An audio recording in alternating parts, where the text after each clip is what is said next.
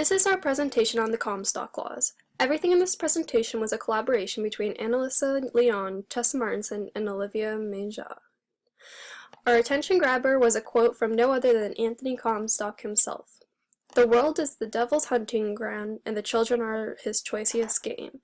We chose this quote because it talks about how the devil tempts younger people to sin, and in this case, Anthony is referencing the sin of sexual matters. According to Gale Virtual Library, the Comstock Law of 1863 was a federal law that made it a crime to sell or distribute sources that could be used for contraception or abortion. The materials used were sent through the federal mailing system or was abroad. United States was going under changes in this period of time. The Industrial Revolution was making a numerous amount of jobs available for both men and women, as well as a significant wave of immigrants. The AMA, also known as the American Medical Association, had voiced concern about abortion, not only because of danger to women, but because of women overlooking duties relied on her by a marriage construct. The Catholic Church condemned abortion and birth control as twin evils. States began enhancing laws which made divorce more difficult, and people who were single have greater incentive to marry. All of Anthony's wildest dreams became a reality on the 3rd of March in 1873, the day the Comstock Laws became an official law.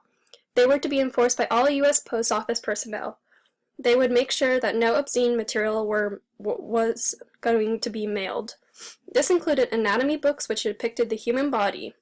He believed that anatomy books informed people about the injustices in which our bodies could do, which was perform sexual matters. In addition to censoring of anatomy books, he also censored several great works of literature that were too sexual for his standards.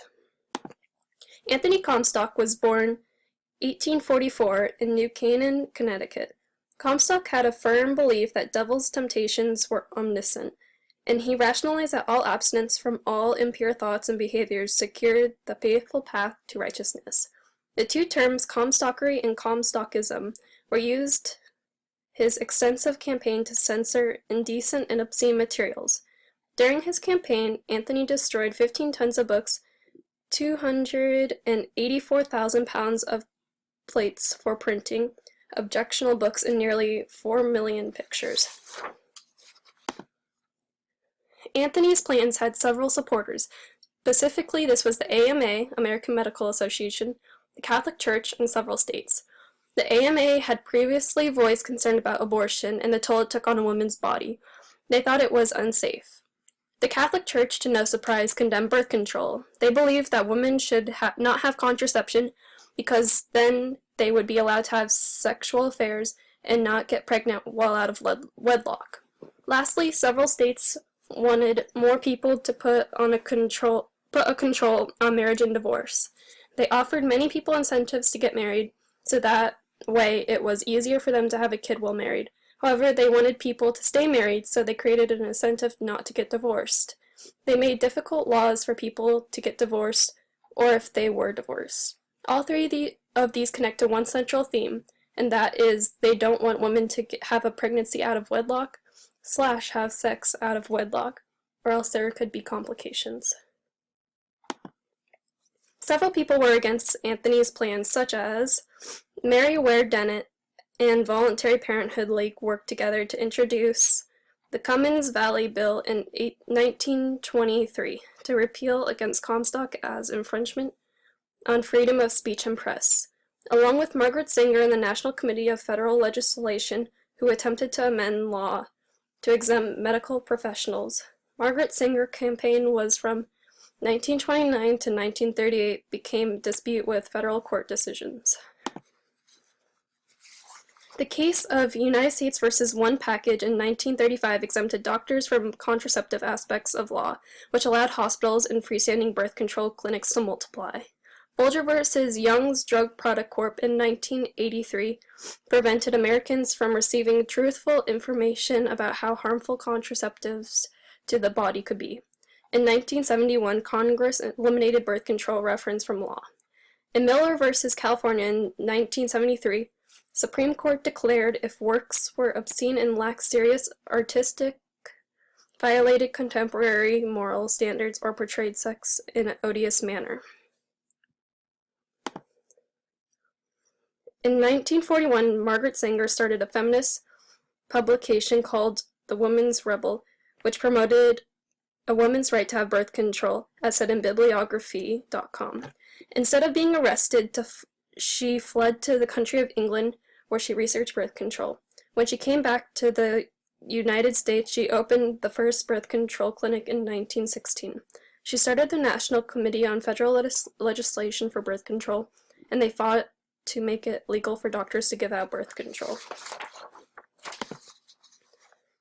Margaret Sanger made the first birth control league, which is now known today as Planned Parenthood.